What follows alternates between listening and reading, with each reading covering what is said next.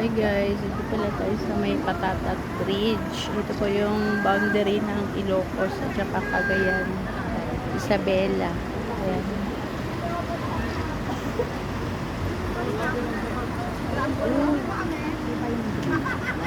Ayan na po yung tabaan ng bridge. Ito po tayo sa may access sa tulay.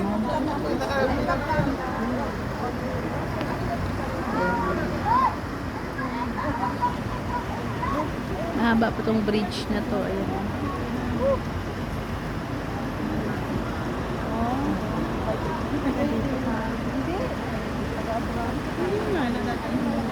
So, mag-bike dito?